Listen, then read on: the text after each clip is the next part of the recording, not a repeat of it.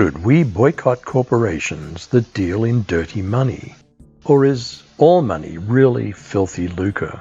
Are our tainted tithes and offerings usable for heavenly purposes? Let's discuss a shrewd business manager and his wise use of filthy money in Luke 16. Jesus told this story to his disciples. There was a certain rich man who had a manager handling his affairs. One day a report came that the manager was wasting his employer's money. So the employer called him in and said, "What's this I hear about you?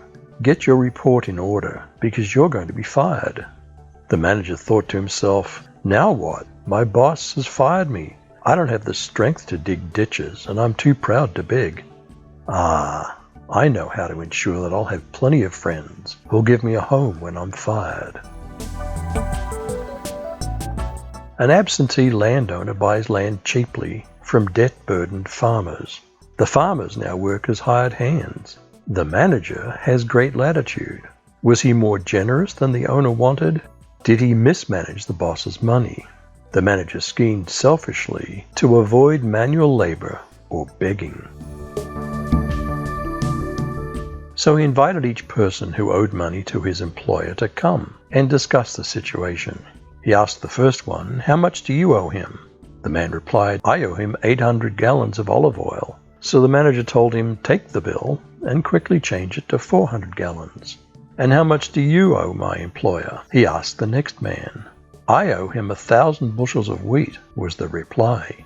Here the manager said, "Take the bill and change it to 800 bushels. The manager forgave his boss's debtors. He had the authority. Was it dishonest?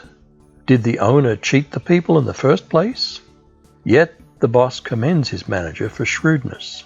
The manager now has grateful friends. Was he unjust? What were his motives? Debt forgiveness is a great blessing.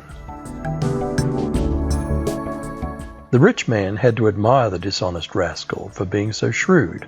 And it's true that the children of this world are more shrewd in dealing with the world around them than are the children of light. Is Jesus praising misuse of money? Ought Christians use even the corrupt resources of this world for any possible good they can do? Are all of this world's teachings about money evil? Is Jesus saying to use money in manners similar to dishonest rascals, but for eternal and godly purposes? Here's the lesson.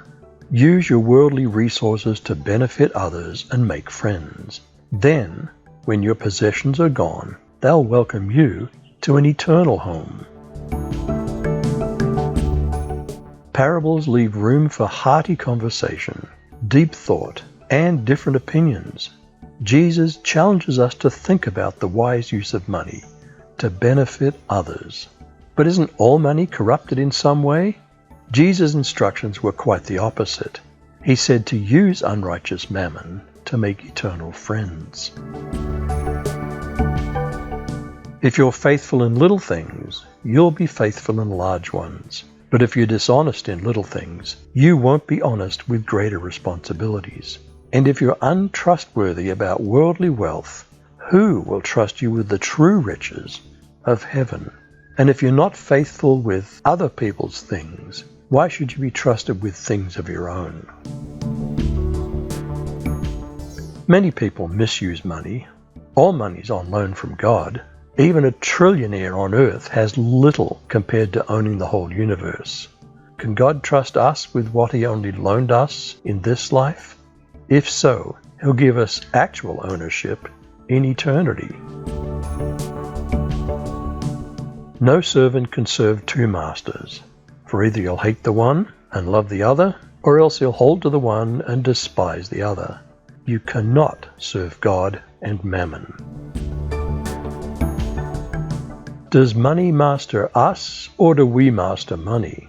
In ancient Israel, the wealth was spread equally in a planned system to minimize poverty, using a 7 and 50-year distribution. And kings were never meant to be obnoxiously wealthy. The Jubilee system prevented some abuses of wealth. We can master money and bring small jubilees to the poor.